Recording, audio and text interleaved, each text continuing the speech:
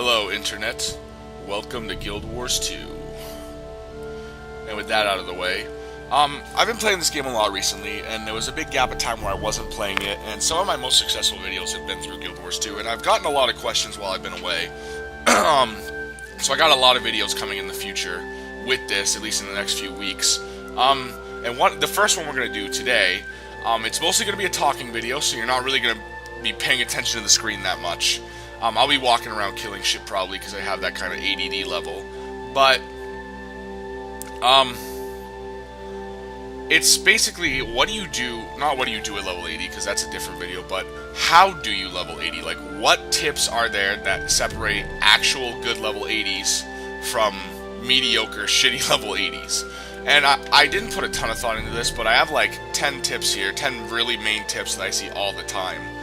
Because I figured if I have to think about it, it's probably not that big of a deal, but these 10 popped into my mind immediately of how you can not only be a better level 80, but make being level 80 a much more fun thing, and, you know, being liked by other level 80s, that's always nice.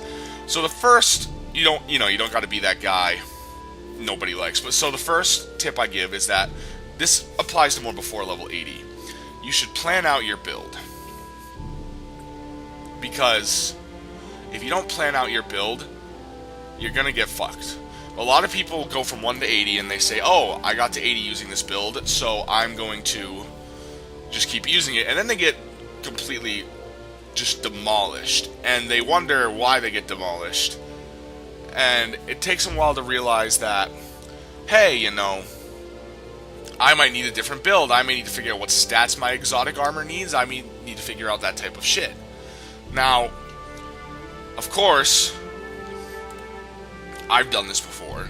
When I first got to level 80, back in 2012, you know, I was playing the Minion Master Necromancer build, and worked well, questing and such, but in dungeons and other things, I really didn't like it all that much. It was hard to control my pets, you know. People didn't like me very much because my pets were hard to control, so it's like, you know, I'm just gonna not use the pets as much. So, you know, now I've come to this type of build, and, you know, I planned it out, but by the time, at least, or I should say at latest, you want to wait till level 70. You should plan it out before then, but at level 70, you should be like, alright, what am I going to do? What type of stats do I need? What type of skills do I need to unlock? La-di-da-di-da. And get that all out of your system.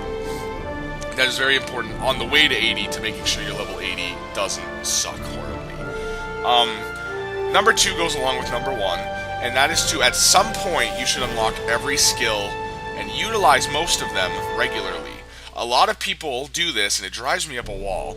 They have their set build, like, okay, you know, let me use an example here. All right, I'm gonna have this, I'm gonna have this, and then Plague Mode, Wellomancer build, Common build, and then they never change it. They're like, I'm always going to use these skills. I'm never going to use any of these other skills we have, and that's really stupid. You have all those skills for a reason. Just because you have a particular build doesn't mean that you need to not utilize any of the other skills. That drives me insane. Obviously, if you're a Wellomancer, Wells are probably your most powerful asset. But Wells don't always fit the situation you're in.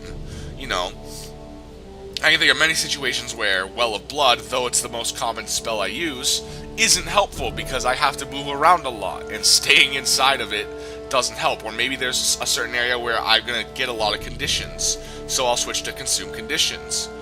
I know there are a lot of times where I honestly never even use this third well. I mean, I use this well when I need to kind of blind a lot of enemies if I'm defending an NPC or something, but normally it'll be on Spectral Armor for defense, Blood is Power for offense, Signet of Locust for mobility. I change out my skills all the damn time. So you need to get in the habit of being able to utilize almost all of these skills and knowing which situation to use them all in. Now, obviously, there's certain skills that some people probably will never use. I almost never use Corrupt Boon and Epidemic. I've never used Prayer to Lissa, Prayer to Cormyr. There are a lot of these skills I don't use, but I use the mass majority of them. And if you have full access to all these skills and you know when to use which ones, you will be a much better level 80, believe me. Okay. With that being said, the third tip ties into the other two, and it's the last one of its kind, and it relies on skills too. This is an even more prominent feature I see in level 80s, is that if you're changing out these skills a lot, you should also be changing out these skills a lot. And what I mean by that is, you should get in the habit of using more than 1 or 2 weapon combos. Now, if we look at what I have on right now, you know, if I go to my equipment, I got all my ascended gear here, and I got my ascended dagger and all that shit. Right now I'm using an axe and a dagger, and they both utilize a focus. So you can see down here at the bottom, axe, dagger, axe, dagger. I play a lot of dungeons like this because the dagger can pump out my damage. The focus obviously has a solid vulnerability regen, which fits into the build I'm using, and then I like to use the axe because in certain fights, or in boss fights, I like to stack vulnerability so that the rest of my team can do damage. Because I know I don't do a ton of damage. I am very hard to kill, but my damage is probably considered average. And I know that. I'm not stupid. So, because of that, whenever we're fighting a big boss, I will pop my 4, pop my 7, use this auto attack, and pretty much max out the vulnerability on my enemy so that my teammates that do hefty damage can fucking annihilate him. So that happens, you know, that's usually what I do in dungeons and such. But what if I'm doing a world event like Taquata, where a dagger's not going to help? Or say I'm fighting a boss like in the Dredge Fractal, when you fight the Ice Elemental with the Dredge suit, and you can't really get close to him because you have to kite him around. Well, I also have my staff. So if I'm going to fight something like that, I just switch out my staff for my dagger, and now I have more range. Or maybe I don't want the axe, so I'll put the dagger in instead. The point I'm getting at is that just because there's only 2 weapon slots here does not mean you only have access to 2 weapon slots. That just means that you only have 2 weapons per each round of combat. The mini round of combat, every other weapon your character can use is available to you. You could have one of every weapon for a Necro, or whatever build you play, and, you know, you could theoretically use them all. You could have daggers for both hands, scepter, axe, staff, focus, warhorn. Those are underwater weapons, so that's not really important. But if you wanted to do that, you could. Undoubtedly, you could do that. You're not limited to 2 weapons, you're limited to 2 weapons per combat. And that's people who understand that are insanely more powerful than those who are not, because they understand that this is not really that big of a limitation. You have every weapon in the world to use, as long as you jump in and out of combat while you're doing it. So the next thing on my list is not related to the first 3, but, you know, the release of Ascended Gear was something, pretty well taken, but Ascended Gear is very fucking hard to get. It's hard to find a drop. In all my time running fractals and doing world bosses, I've gotten 1 Ascended chest. Granted, my magic find isn't all that high. I think it's only like, 100 and something. Right now it's 114. It's not really that high. But I've gotten 1 Ascended chest in my life. I've had to craft all this other Ascended gear. And, you know, obviously fractals for these, but the point I'm getting at is that it's hard to get Ascended gear. So before you start getting your Ascended gear, you need to plan out what the hell your build's gonna do. Because exotic gear, okay, if you build your build and you say, oh shit, I want to change it, it's not all that difficult to get a new set of exotic gear. If you have 40 gold lying around, you just buy a set. If you have a lot of dungeon tokens lying around, a lot of karma lying around, all this different shit can get you a new set of exotic gear pretty damn easily. Ascended gear is different. Ascended gear is quite a fucking dedication. I've gotten my golden achievement. I've had 500 gold. I just recently crafted all this gear, and I didn't do the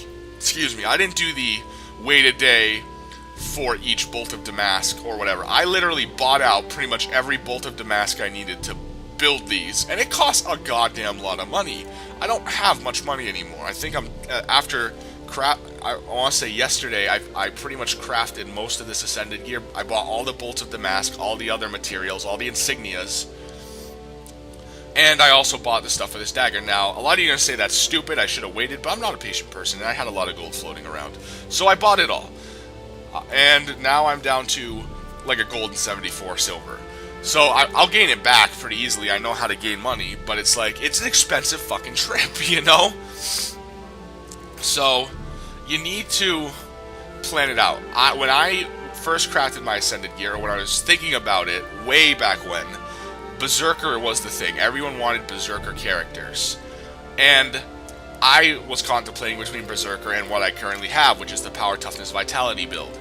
And at that point, I was so torn by it that I didn't end up going with it. I totally ignored it. And I didn't make any... I had these Ascended pieces, because those don't take that much to get.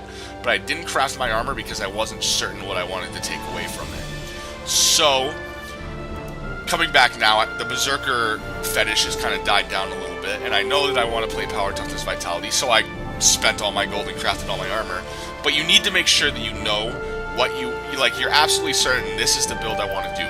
I mean, I can get a new set of exotic gear for, like, a Berserker build or a Valkyrie build or whatever. But with my Necro, I mainly want to play Power, Toughness, Vitality. And so that's what... Once I decided that and I knew that, then I got all this gear. And you need to make sure you know, too, because you are not going to want to craft all this and regret your decision. And that is not a fun day by any stretch of the term. So with that said,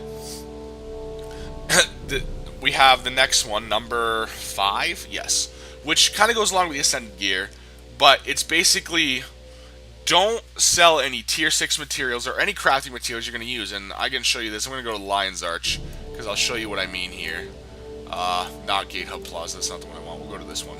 But anyway, don't sell crafting materials if you don't know if you're going to use them. A lot of people, to get some extra money, will sell their tier 6 materials, they'll sell their carcass shells, sell their globs of ectoplasm, because they say, oh, you know, I'm never crafting a legendary. Oh, you know, I don't need this anytime soon. Why would I worry about keeping it? And that's something I've done a lot, and it's bitten me in the ass a lot. Now, I will be the first one to say that I'm not really all that interested in crafting a legendary. I mean, I'll do it if I run out of everything else to do. But Legendary's stats are pretty much the same as Ascended. I'm pretty sure they are the same as Ascended gear, unless they've changed it in the time I've been gone. Ascended gear and Legendary gear are of the same caliber. Now, Legendary gear will upgrade if they come out with a new tier of gear, but it's a lot to craft, and I'm not going to dedicate it all just to get one little dagger out of it.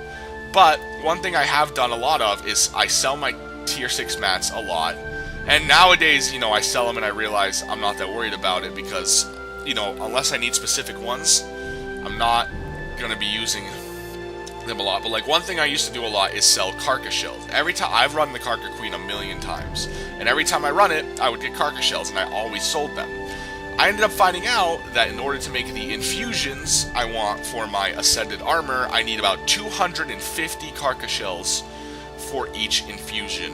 Right now you see a vital infusion, but if I want a fine level infusion, like the best infusions they have, I need 250 carcass shells for each one. And that bites in the balls, because now I need to go farm 250 carcass shells. I mean, I could buy them, but I don't really have that much money right now. So make sure, do your research. If you're going to do your Ascended gear, plan out all the infusions, plan out all that stuff. And make sure you don't sell any crafting materials that you're going to end up needing, because it'll just waste a lot of time and you don't want to do it. Number 6 that I have on here is to try out everything at least once. Now, this game has a shitload of stuff in it. It has this living story, world story stuff up here. It has world versus world. It has PvP. It has your guild stuff. It has dungeons. It has world bosses. It has Fractals of the Mist. It has a shitload of shit. That sounded funny, but you should try everything at least once. You know, I hate PvP, and I hate World versus World. Or I should say I did. I still don't like PvP that much, but you know, one of my cousins who plays this game, he's like, you know, try World vs. World, try World vs. World. And I tried it, and I don't mind it very much. I don't play it on my Necromancer. I play it on my level 80 Mesmer instead, but I still don't mind it. It's not something that I'm opposed to doing now. So you should try everything in this game at least once, because level 80 is going to get boring. Level 80 can't get boring, and you want to try everything in order to kind of keep things up and about and make sure you're doing everything you can be doing. The next thing I want to talk about, that one was pretty quick. This one, obviously, the name Guild Wars implies there's guilds, and my advice is that you should join a guild and actually be part of the guild. Now, as you'll see, most of the guild I'm in, I don't think they're on right now. You know, it's a Monday afternoon. I work later in the night, but you know, that's the wrong button. It's the wrong number. Guild, there we go. Yeah, we have about 375 people, but we only have about 8 online. Of course, most of them are probably at work or at school. I don't work till later, so that's fine. But you want to join a decent guild, and you want to communicate with your guild. Now, joining a guild at level 80 isn't hard. A lot of guilds will accept you at level 80. You want to just make sure you get a decent guild that you know, has a lot of good people and stuff like that. And, you know, do the guild events.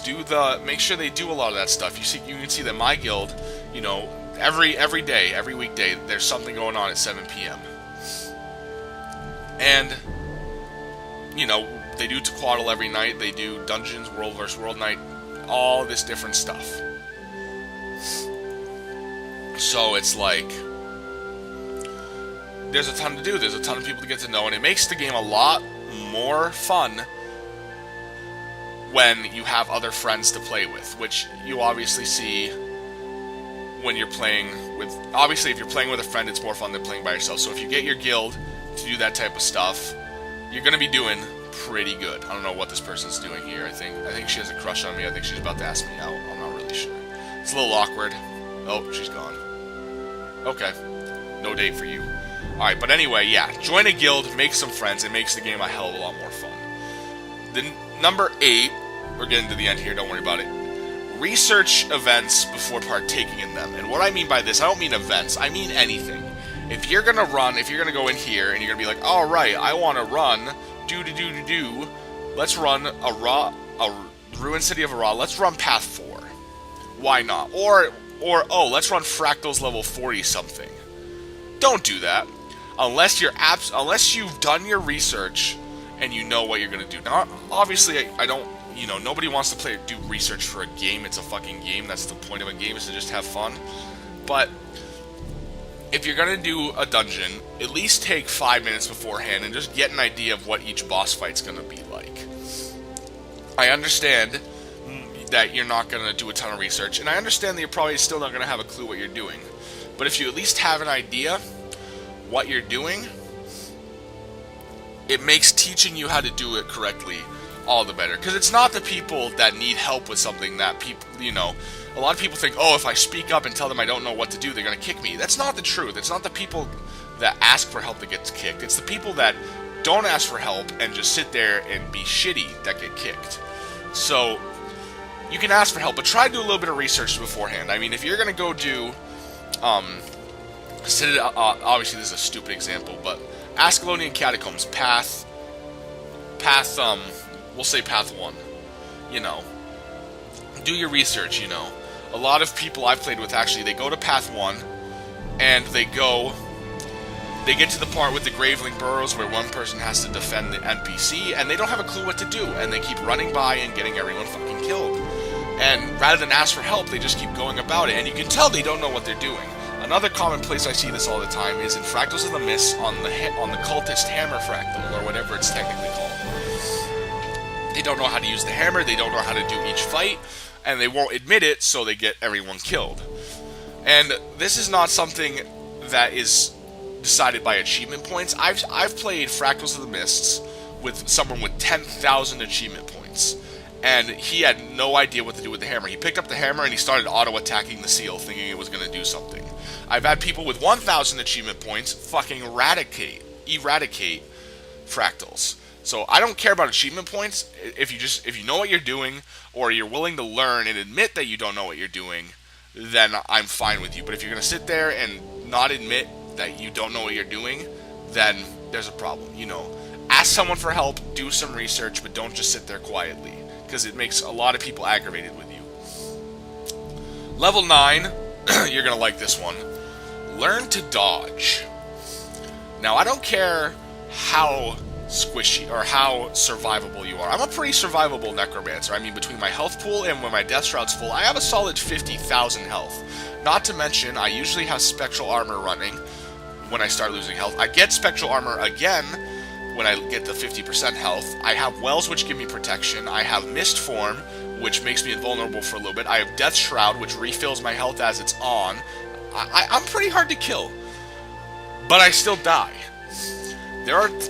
you can't survive everything.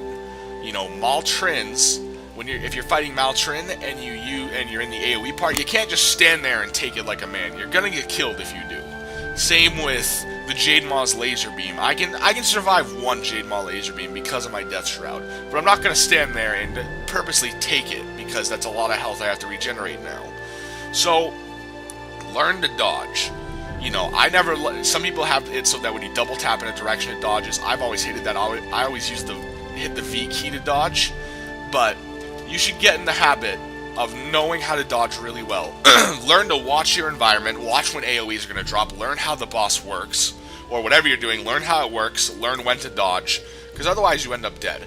I can't tell you how many people I see at, like, maybe Tequatl the Sunless would be a good example. They just stand there because they think they can take the poison AoEs that he drops, and then suddenly they realize, oh shit, I can't do this. This guy's giving me way too many herpes for me to deal with. They try to run out. The guy, Tequatl, drops his water wave, knocks them back into the herpy AoE, and then they're dead. So, learn to dodge. Most people have a proficient idea of it, but no matter who you are, obviously berserkers should probably know how to dodge better, because they don't have the health. I can get away with dodging less because I have so much health, but I still dodge. Dodging is a very important skill in this game. They put it in the game for a reason. It makes the game more mobile, it makes it more interesting to fight, but if you don't use it, you're done fucked. Alright, my last event, or my last tip for you guys is not to overplay the game. Guild Wars 2 is a fun game. There's no doubt about that. It's also very, very easy to overplay it. Now, a lot of people, they want their daily chests. They want to do their daily world events. They want to run their daily fractals. They want to run their daily dungeons. They want to do their daily world versus world. They want to do their guild stuff each day. There's a lot to do. Undoubtedly. There's a shitload of stuff to do. But if you do it every day, you're going to get bored and you're going to stop playing like I did. Now, that's not to say that if you're enjoying it, to stop. Because if you're enjoying what you're doing, keep playing. That would be stupid for you not to keep playing if you're enjoying it. But sometimes people get to a point where they're like, I don't really know if I want to do it today. And then they say, oh, but I don't want to miss it, so I'm going to keep doing it. Don't do that. If you don't feel like playing, don't play the damn game. I play this game a lot, but I mostly play it with friends now. And, when everyone else is offline, I'll go run a level 30 or level 20 or 30 fractal because, I want to get the fractals. But other than that, once I'm done with that, I don't really do many world events by myself. I don't do that. I just kind of do things with my friends. I'll do my fractals on the side, but then I won't play. And does that slow down how fast I get all my Ascended gear maxed out? Yes. But what good is maxed out Ascended gear if I don't want to play the fucking game, So don't overplay the game. If you feel like you're getting sick of it, take a break for a day, go do something else, and make sure when you want to play Guild Wars 2, you want to play Guild Wars 2. But that's all I have for this video. So, quick overview, just I'll run through the 10 quickly. Number 1, plan out your build. Number 2, unlock all of your skills and utilize your different skills. Number 3, make sure to use more than 2 or 1 weapon combos. Make sure you have extra weapons with you. Plan out your Ascended gear. Don't sell crafting materials if you might need them in the future. Try out everything at least once. Join a guild and interact with them. Become part of the guild. Research things before you join them, even if it's only 2 to 5 minutes, or at least ask someone for help before you start. Learn to dodge, and don't overplay the game. Those are my 10 tips, my 10 major tips that I've seen over my course of playing Guild Wars 2 that I have for most people. But that's going to be it. Please like and subscribe for more content. I'm going to be kind of recording a bunch of Guild Wars 2 videos today, and then I'll be posting them up on different days. So I'll see you guys later. Have fun and enjoy the world of Guild Wars 2.